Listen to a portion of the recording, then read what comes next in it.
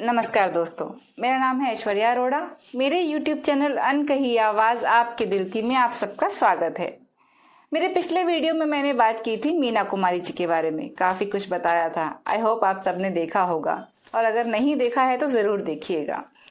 आज हम बात करेंगे दिलीप कुमार जी के बारे में। सारे शहर में आप सा कोई नहीं। दिलीप कुमार जी का जन्म 11 दिसंबर 1922 को हुआ था। उनका जन्म का नाम मोहम्मद यूसुफ खान था। पीते पीते कभी कभी यूं जाम बदल जाते हैं। दुनिया जिन्हें दिलीप कुमार के नाम से जानती है, जिनके अभिनय की मिसालें दी जाती हैं, उनकी ना तो फिल्मों में काम करने की दिलचस्पी थी और ना ही उन्होंने कभी सोचा था कि दुनिया कभी उनको उनके असली नाम के बजाय किसी दूसरे नाम से याद करेगी। दिलीप कुमार के पिता मुंबई में फलों के बड़े कारोबारी थे, लिहाजा शुरुआती दिनों से ही दिलीप कुमार को अपने पारिवारिक कारोबार में शामिल होना पड़ा। एक दिन किसी बात पर पिता से कहासुनी हो गई तो दिलीप कुमार पुणे चले गए अपने पांव पर खड़े होने के लिए। उन्हें अंग्रेजी की अच्छी नॉलेज थी, इसलिए उन्हें पुणे की ब्रिटिश आर्मी के कैंटीन में असिस्टेंट की नौकरी मिल गई। वहीं उन्होंने अपना सैंडविच काउंटर खोला, जो अंग्रेज सैनिकों के बीच काफी लोकप्रिय हो गया था। लेकिन इसी कैंटीन में एक दिन एक आयोजन में भारत की आजादी की लड़ाई का समर्थन करने के चलते उन्हें गिरफ्तार होना पड़ा था और उनका काम बंद भी हो गया था। दिलीप कुमार फिर से मुंबई लौट आए और पिता के काम में हाथ बटाने लगे। उन्होंने तकिए बेचने का काम भी शुरू किया था, जो कामयाब नहीं हुआ। पिता ने नैनीताल जाकर सेब का बगीचा खरीदने का काम सौंपा तो यूसुफ महज ₹1 की अग्रिम भुगतान पर समझौता कराए। हालांकि इसमें बगीचे की मालिक की भूमिका ज्यादा थी, लेकिन यूसुफ को पिता की शाबाशी खूब मिली। ऐसे ही कारोबारी दिनों में आमदनी बढ़ाने के लिए ब्रिटिश आर्मी कैंट में लकड़ी से बनी कॉर्ड सप्लाई करने का काम पाने के लिए यूसुफ खान को एक दिन दादर जाना था। वे चर्च के स्टेशन पर लोकल ट्रेन का इंतजार कर रहे थे। तब उन्हें वहां जान पहचान वाले साइकोलॉजिस्ट डॉक्टर मसानी मिल गए। डॉक्टर मसानी बॉम्बे टाकीज की मालकिन देविका रानी से मिलने जा रहे थे। उन्होंने यूसुफ खान से कहा, चलो क्या पता तुम्हें वहाँ कोई काम मिल जाए। पहले तो यूसुफ खान ने मना कर दिया, लेकिन किसी मूवी स्टूडियो में पहली बार जाने का आकर्षण के चलते वे तैयार हो गए थे। उन्हें क्या मालूम था कि उनकी किस्मत बदलने वाली है। बॉम्बे टाकीज उस दौर की सबसे कामयाब फिल्म प्रोडक्शन हाउस थी। उसकी मालकिन देविका रानी फिल्म स्टार होने के साथ साथ अत्याधुनिक और दूरदर्शी महिला थी। दिलीप कुमार ने अपनी आत्मकथा the subtended and the shadow में लिखा है कि जब वे लोग उनके केबिन में पहुंचे तब उन्हें देविका रानी गरिमामयी महिला लगी। डॉक्टर मसानी ने दिलीप कुमार का परिचय कराते हुए देविका रानी से उनके लिए काम की बात की। देविका रानी ने दिलीप कुमार से पूछा कि क्या उन्हें उर्दू आती है। दिलीप कुमार हाँ में जवाब देते। उससे पहले ही डॉक्टर मसानी देविका रानी को पेशावर से मुंबई पहुंचे उनके परिवार और फलों के कारोबार के बारे में बताने लगे थे। इसके बाद देविका रानी ने दिलीप कुमार से पूछा, क्या तुम एक्टर बनोगे। इस सवाल के साथ साथ देविका रानी ने उन्हें ₹1250 मासिक की नौकरी ऑफर कर दी। डॉक्टर मसानी ने दिलीप कुमार को इसे स्वीकार कर लेने का इशारा किया, लेकिन दिलीप कुमार ने देविका रानी को ऑफर के लिए धन्यवाद देते हुए कहा कि उनके पास ना तो काम करने का अनुभव है और ना ही सिनेमा की समझ। तब देविका रानी ने दिलीप कुमार से पूछा कि तुम फलों के कारोबार के बारे में कितना जानते हो। दिलीप कुमार का जवाब था, जी मैं सीख रहा हूँ। देविका रानी ने तब दिलीप कुमार को कहा कि जब तुम फलों के कारोबार और फलों की खेती के बारे में सीख रहे हो तो फिल्म मेकिंग और अभिनय भी सीख लोगे। साथ ही उन्होंने ये भी कहा कि मुझे एक युवा, गुड लुकिंग और पढ़े लिखे एक्टर की जरूरत है। मुझे तुम में एक अच्छा एक्टर बनने की योग्यता दिख रही है। साल 1943 में ₹1250 की रकम कितनी बड़ी होती थी, इसका अंदाजा इससे भी लगाया जा सकता है कि दिलीप कुमार को ये सालाना ऑफर लगा। उन्होंने डॉक्टर मसानी से इसे दोबारा कंफर्म करने को कहा और जब मसानी ने उन्हें देविका रानी से कंफर्म करके बताया कि ये ₹1250 मासिक ही है, तब जाकर दिलीप कुमार को यकीन हुआ और वे इस ऑफर को स्वीकार करके बॉम्बे टाकीज के अभिनेता बन गए। बॉम्बे टाकीज में शशिधर मुखर्जी और अशोक कुमार के अलावा दूसरे नामचीन लोगों के अभिनय की बारीकियां सीखने लगे। इसके लिए उन्हें रोज 10 बजे सुबह से शाम के 6 बजे तक स्टूडियो में होना होता था। एक सुबह जब वे स्टूडियो पहुंचे तो उन्हें संदेश मिला कि देविका रानी ने उन्हें अपने केबिन में बुलाया है। इस मुलाकात के बारे में दिलीप कुमार ने अपनी आत्मकथा में लिखा है। उन्होंने अपनी शानदार अंग्रेजी में कहा, यूसुफ मैं तुम्हें जल्द से जल्द एक्टर के तौर पर लॉन्च करना चाहती हूँ। ऐसे में ये विचार बुरा नहीं है कि तुम्हारा एक स्क्रीन नेम हो, ऐसा नाम जिससे दुनिया तुम्हें जानेगी और ऑडियंस तुम्हारी रोमांटिक इमेज को उससे जोड़कर देखेगी। मेरे ख्याल से दिलीप कुमार एक अच्छा नाम है। जब मैं तुम्हारे नाम के बारे में सोच रही थी तो ये नाम अचानक मेरे दिमाग में आया। तुम्हें ये नाम कैसा लग रहा है? दिलीप कुमार ने जैसे ही ये नाम सुना उनकी बोलती बंद हो गई थी और वे नई पहचान के लिए बिल्कुल तैयार नहीं थे। फिर भी उन्होंने देविका रानी को कहा कि ये नाम तो बहुत अच्छा है, लेकिन ऐसा करना जरूरी है क्या? तब देविका रानी ने जवाब दिया, काफी सोच विचार कर इस नतीजे पर पहुंची कि तुम्हारा स्क्रीन नाम तो होना ही चाहिए, और वो फिल्मों में मेरा लंबा और कामयाब करियर देख पा रही हैं। ऐसे में स्क्रीन नाम अच्छा रहेगा और इसमें एक सेक्युलर अपील भी होगी। लेकिन देविका रानी को बाजार की समझ थी, इसलिए उन्होंने बहुत सोच समझ के यूसुफ खान का नाम दिलीप कुमार रखा था। दिलीप कुमार की पहली फिल्म भले ही नहीं चली, लेकिन देविका रानी के अनुमान के मुताबिक ही दिलीप कुमार का सितारा बुलंदियों पर पहुंचकर रोशन होता रहा और कुमार सरनेम का ऐसा जादू चला कि देखते ही देखते भारतीय फिल्म जगत में कई कुमार सामने आ गए। अपने करियर के शुरुआती वर्षों में कई सफल त्रासद या दुखद भूमिकाएं करने के कारण मीडिया उन्हें ट्रेजेडी किंग भी कहा करती थी। उनकी बहुत सी फिल्में इसलिए कामयाब हुई क्योंकि जनता उनकी सिर्फ और सिर्फ अदाकारी देखने के लिए ही आया करती थी। मुझे दुनिया वालों शराबी। उन्होंने बहुत से बड़े पैमाने पर कामयाब फिल्मों में अदाकारी की है, जो आज भी सफल फिल्मों में से गिनी जाती है, जैसे मुगले आजम 1960। ले जाओ तो ये बड़े आजम का वली ऐब नहीं कहीं हट वो कर रहे हैं, वो जानते हैं कि इस वक्त में गंगा जमुना 1961 इत्यादि। नैन लड़ गए हैं तो मनवा मां कथक होई बेकरी प्रेम। उन्होंने अपने करियर के दूसरे पड़ाव में भी काफी अत्यंत कामयाब फिल्में की, जब वे वृत्त किरदार की भूमिका में भी प्रमुख किरदार निभा रहे थे, जैसे 1998 में आई किला उनके करियर की आखिरी फिल्म थी। कुर्ते की बैया को ऊपर चढ़ेंगे।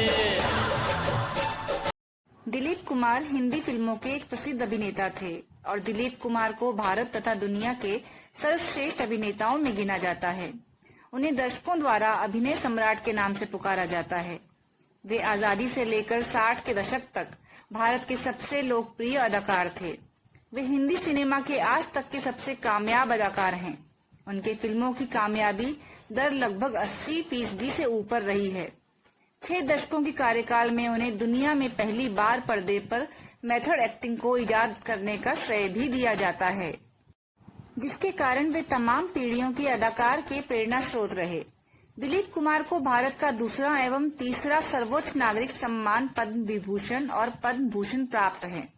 उन्हें पाकिस्तान का सर्वोच्च नागरिक सम्मान निशाने इम्तियाज भी प्राप्त है। अभिनेत्री और निर्माता देविका रानी ने उन्हें फिल्मों में काम दिया और उन्हीं के सुझाव पर उन्होंने अपना स्टेज नाम दिलीप कुमार रखा। इसका एक कारण उस वक्त तक सिनेमा की बदनाम स्थिति थी और पिता का डर भी था। दिलीप कुमार का जन्म ब्रिटिश भारत के पेशावर अब पाकिस्तान में हुआ था।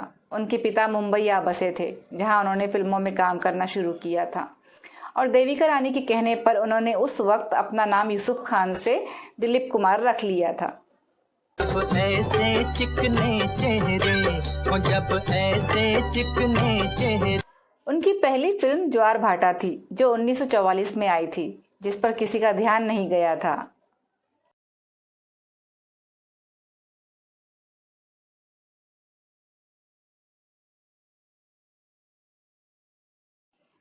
उन्नीस में बनी फिल्म अंदाज ने उन्हें काफी सफलता दिलाई, जिसमें उन्होंने राज कपूर के साथ काम किया था।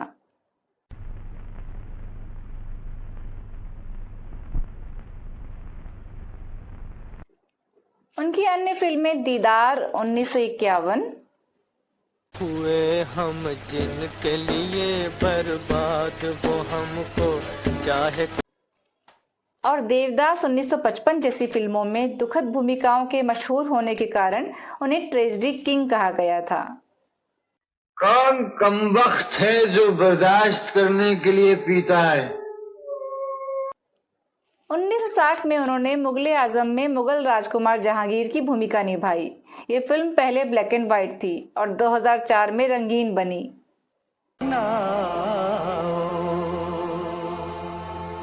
मोहब्बत। उन्होंने 1961 में गंगा जमुना का निर्माण भी किया था, जिसमें उनके छोटे भाई नासिर खान ने भी काम किया था। नैन लड़ जाई है तो मनवा माँ कथक होई बेकरी, प्रेम का 1970, 1980 और 1990 के दशक में उन्होंने कम फिल्मों में काम किया था। इस समय की उनकी प्रमुख फिल्में थी विधाता 1982,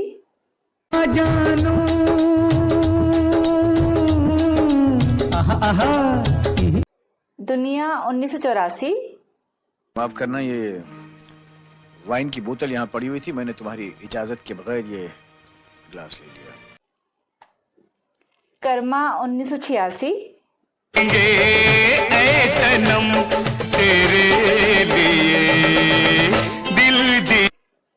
इज्जतदार 1990, हवाई जहाज और ट्रेनें कोई मेरी मर्जी से तो चलती नहीं है भले आदमी। जब मैं एयरपोर्ट पहुंचा तो जहाज जा चुका था। और सौदागर 1991 जैसी कुछ फिल्में शामिल थी।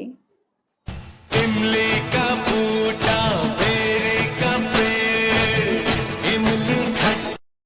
महबूब खान के बड़े बजट की फिल्म आन ने टेक्निकलर में शूट की जाने वाली उनकी पहली फिल्म थी, जिसे लंदन में भव्य प्रीमियर के साथ पूरे यूरोप में व्यापक रूप से प्रदर्शित किया गया था। आन उस समय घरेलू स्तर पर और विदेशों में सबसे अधिक कमाई करने वाली भारतीय फिल्म थी। उन्होंने रमेश सिप्पी की फिल्म शक्ति में अमिताभ बच्चन के साथ काम किया था। इस फिल्म के लिए उन्हें फिल्म फेयर पुरस्कार भी मिला था। वे आज भी प्रमुख अभिनेताओं जैसे शाहरुख खान के प्रेरणा स्रोत हैं। बहुत नेक जज्बा है, सच पूछिए तो आप जैसे शरीफ लोग। उनकी चौथी फिल्म जुगनू 1947 में आई थी, जिसमें उन्होंने नूरजहां के साथ अभिनय किया था और बॉक्स ऑफिस पर उनकी ये पहली बड़ी हिट फिल्म साबित हुई। थे जनाबे मजनू भी। दिलीप कुमार ने अभिनेत्री सायरा बानो से 1966 में विवाह किया। सायरा बानो बचपन से ही अपने पसंदीदा अभिनेता दिलीप कुमार से विवाह करना चाहती थी। विवाह के समय दिलीप कुमार 44 वर्ष और सायरा बानो 22 वर्ष की थी। 1981 में कुछ समय के लिए आसमा रहमान से दूसरी शादी भी की थी। आसमा हैदराबाद की रहने वाली थी। दिलीप कुमार की मुलाकात उनसे एक क्रिकेट मैच के दौरान उनकी बहनों ने कराई थी। उनकी अगली प्रमुख हिट फिल्में 1948 की शहीद, वतन की राह में वतन के नौजवान शहीद हो, और मेला थी। गीत मिलन के तू अपनी लगन के सजन घर। जुगनू और शहीद दोनों अपने अपने वर्ष की सबसे ज्यादा कमाई करने वाली फिल्में थी। वफा का बेवफाई के। दिलीप कुमार ने 1950 के दशक में जोगन 1950,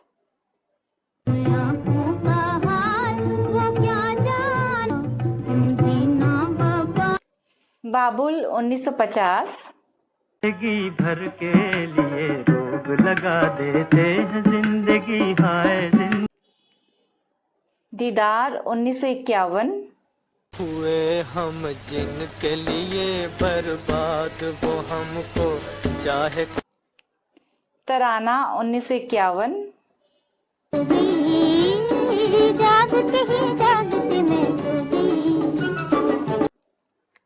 दाग 1952, हम दर्द के मारों का इतना। अमर 1954,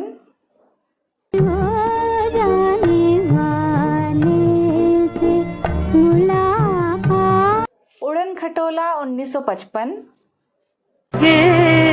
पराई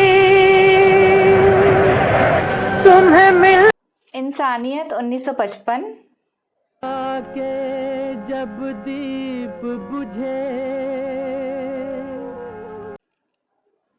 देवदास 1955, कौन कमबख्त है जो बर्दाश्त करने के लिए पीता है। नया दौर 1957, हाथ बढ़ाना साथी हाथ बढ़ाना एक अकेले। यहूदी 1958, ये मेरा दीवानापन है या मोहब्बत। मधुमती 1958, दिल तड़प तड़प के कह रहा है आ भी जा, तू हमसे आंख ना चुरा। और पैगाम 1959 जैसी कई बॉक्स ऑफिस हिट फिल्मों में प्रमुख भूमिकाएं निभाई थी।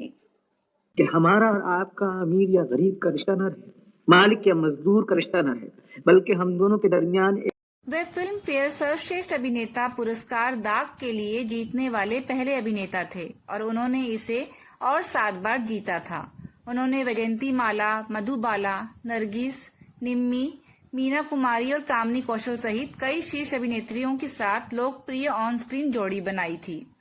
1950 के दशक में उनकी 9 फिल्मों को दशक की शीर्ष 30 सबसे अधिक कमाई करने वाली फिल्मों में स्थान दिया गया था। आजाद फिल्म 1955 में एक चोर के रूप में साथी है खूबसूरत, ये मौसम को भी खबर है। और कोहिनूर 1960 में एक शाही राजकुमार के रूप में उन्होंने भूमिकाएं निभाई थी और उन्हें सफलता भी मिली थी। मैं खो चुका हूँ सपनों की ऐसी ही दुनिया में जहाँ सुख की बरखा कभी नहीं। उनकी अगली फिल्म लीडर 1964 में बॉक्स ऑफिस पर औसत से कम कमाई करने वाली फिल्म बनी थी। इस फिल्म को लिखने का श्रेय भी दिलीप कुमार को दिया गया था। अपनी आजादी को हम हरगिज मिटा सकते नहीं। उनकी अगली फिल्म दिल दिया दर्द लिया 1966 में वहीदा रहमान के साथ थी। प्यार में क्या क्या न किया, दिल दिया दर्द। 1967 में दिलीप कुमार ने हिट फिल्म राम और श्याम में जन्म के समय अलग हुए जुड़वा बच्चों की दोहरी भूमिका निभाई थी। आई है बहारे मिटे जुल्म सितम प्यार। साल 1944 में दिलीप कुमार की मुलाकात फिल्म ज्वारभाटा के सेट पर अभिनेत्री मधुबाला से हुई, जिसके बाद महज 18 वर्ष की मधुबाला के मन में दिलीप कुमार के लिए प्रेम जागा। उस समय दिलीप 21 वर्ष के थे और साल 1951 में इन दोनों ने पुनः फिल्म तराना में काम किया। कहा जाता है कि फिल्म मुगले आजम की शूटिंग में 9 साल का समय लगा था, जिस दौरान इन दोनों का प्रेम और भी ज्यादा गहरा हो गया था। मधुबाला दिलीप कुमार से शादी करना चाहती थी, लेकिन दिलीप कुमार ने इनकार कर दिया था। ये भी कहा जाता है कि दिलीप कुमार शादी के लिए तैयार थे, लेकिन मधुबाला का परिवार इस रिश्ते के खिलाफ था। 1958 में आयतुल्ला खान ने कोर्ट में दिलीप कुमार के खिलाफ मुकदमा भी किया था, जिसमें वे इन दोनों के प्रेम संबंधों को खत्म करना चाहते थे। 1968 में उन्होंने मनोज कुमार और वहीदा रहमान के साथ आदमी फिल्म में अभिनय किया था। आज पुरानी राहों से। उसी वर्ष उन्होंने वैजयंती माला के साथ संघर्ष फिल्म में भी अभिनय किया था। अब दिल से दिल टकराता है जब। 1970 के दशक में दिलीप कुमार के करियर में गिरावट आई थी और 1970 की गोपी फिल्म एकमात्र बॉक्स ऑफिस पर सफल फिल्म थी। रामचंद्र कह गए सिया से ऐसा कल जुग। 1972 में उन्होंने एक बार फिर दास्तान फिल्म में जुड़वा भाइयों की भूमिका निभाई थी, पर वो बॉक्स ऑफिस पर फिल्म असफल रही। तेरा वजूद है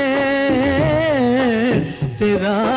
1962 में ब्रिटिश निर्देशक डेविड लीन ने उन्हें अपनी फिल्म लॉरेंस ऑफ अरेबिया 1962 में शेरिफ अली की भूमिका की पेशकश की, लेकिन दिलीप कुमार ने फिल्म में प्रदर्शन करने से इनकार कर दिया। भूमिका अंततः मिस्र के अभिनेता उमर शरीफ के पास गई। दिलीप कुमार ने काफी समय के बाद अपनी आत्मकथा में एक बात कही थी। उन्हें लगा कि उमर शरीफ ने इस भूमिका को उनसे कहीं बेहतर तरीके से निभाया है, जो वे खुद कर सकते थे। परियोजना रद्द होने से पहले दिलीप कुमार को एक फिल्म में एलिजाबेथ टेलर के साथ एक प्रमुख भूमिका के लिए विचार किया जा रहा था, जिस पर लीन काम कर रहे थे।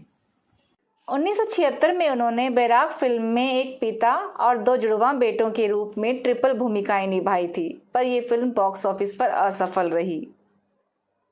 सारे शहर में आप सा कोई नहीं। 1981 में उन्होंने एक चरित्र अभिनेता के रूप में बुजुर्ग की भूमिकाएं निभाते हुए फिल्मों में वापसी की। उनकी ये फिल्म क्रांति थी, जो उस साल की सबसे बड़ी हिट फिल्म थी।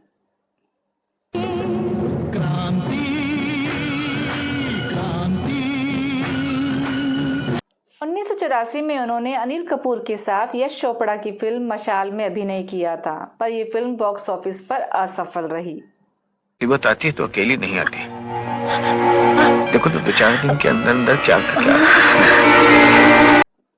1986 में उन्होंने धर्म अधिकारी फिल्म में जितेंद्र के साथ अभिनय किया था। ये हमारा गांव, हमारी संस्कृति, हमारे नियम, नीति और न्याय। सुभाष घई की एक्शन फिल्म कर्मा में अभिनेत्री नूतन के साथ पहली बार देखा गया था।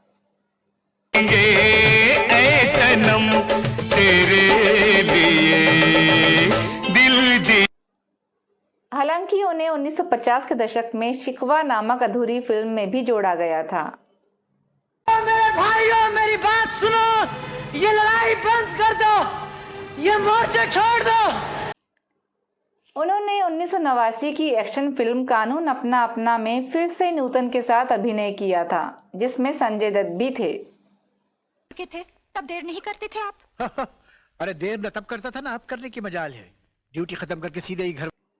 1990 में उन्होंने एक्शन थ्रिलर फिल्म इज्जतदार में गोविंदा के साथ सपोर्टिंग किरदार किया था। कहाँ से लाई? ये कहाँ से लाई? 1991 में दिलीप कुमार ने सौदागर फिल्म में साथी दिग्गज अभिनेता राजकुमार के साथ अभिनय किया था। निर्देशक सुभाष घई के साथ ये उनकी तीसरी और आखिरी फिल्म थी। इमली का बूटा, बेरी का पेड़, इमली खट। 1994 में उन्होंने फिल्मों में उनके योगदान के लिए film fair life time achievement award जीता था।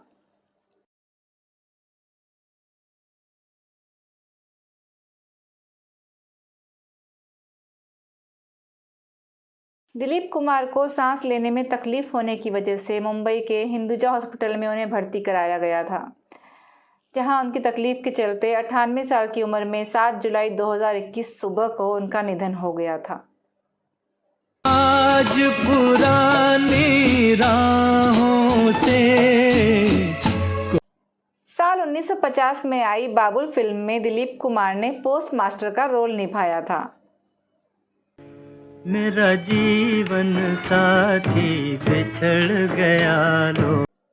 उन्होंने अपनी पत्नी सायरा बानो के साथ सगीना 1974, साला मैं तो साहब बन गया, अरे साला मैं तो साहब, और बैराग 1976 त्याग जैसी फिल्मों में अभिनय किया था। अरे सुनो रे सुनो, एक बात सुनाओ, सुनो रे सुनो। उनकी अन्य फिल्में जैसे प्रतिमा,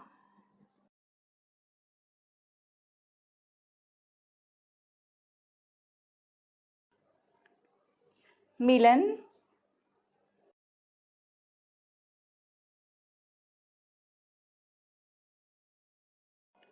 घर की इज्जत, पल में रुलाए,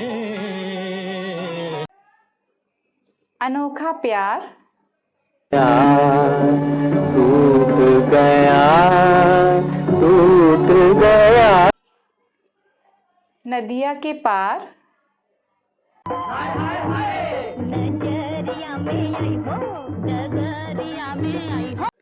शबनम, तुम्हें बिछड़ना था, हुई क्यों उनसे मुलाकात रे, हलचल, भूल न जाना, संग दिल,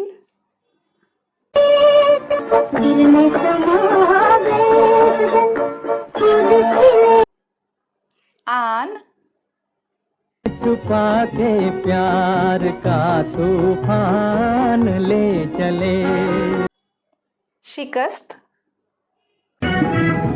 जब जब फूल खिले,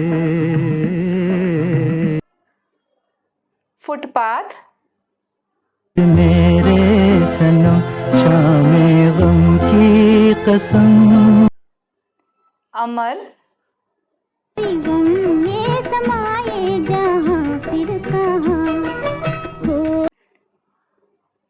मुसाफिर, नहीं छूटे। मधुमती।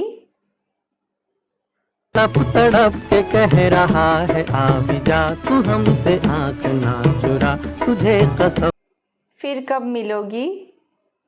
कर्नेल साहब, आपका और दूसरे लुच्चे आदमी का क्या मेल है? हा? आप एक देव। मजदूर। हम तो ऐसे ही भाई एक सपना देख रहे थे। सपना क्या? इज्जतदार जैसी कुछ फिल्में शामिल हैं। पहचानो कहाँ से लाई? ये कहाँ से लाई? 1991 में निर्माता सुधाकर बोकाड़े, जिन्होंने पहले इज्जतदार में दिलीप कुमार के साथ काम किया था, उन्होंने कलिंग नामक एक फिल्म की घोषणा की, जो दिलीप कुमार के निर्देशन की पहली फिल्म थी, जब उन्होंने कथित तौर पर गंगा जमुना और दिल दिया दर्द लिया का निर्देशन किया था। दिलीप कुमार को राज बब्बर, राज किरण, अमितोज मान और मीनाक्षी शेषाद्री सहित कलाकारों के साथ शीर्षक भूमिका में अभिनय करने के लिए भी तैयार किया गया था। कई वर्षों तक विलंबित रहने के बाद कलिंग को अंततः 1996 में बंद कर दिया गया, जबकि उस फिल्म का 70% फिल्मांकन पूरा हो चुका था। तो दोस्तों, ये था मेरा आज का वीडियो। अगर आपको पसंद आया हो तो लाइक, कमेंट, शेयर जरूर करें और मेरे चैनल को सब्सक्राइब करना तो बिल्कुल मत भूलिएगा। मैं ऐसे ही जानकारी वाले वीडियो आप सबके लिए लाती रहूंगी। अगर आपका कोई सवाल हो तो कमेंट में पूछ सकते हैं। मिलते हैं अगले वीडियो में, तब तक के लिए धन्यवाद। Thank you. शब्बा खैर।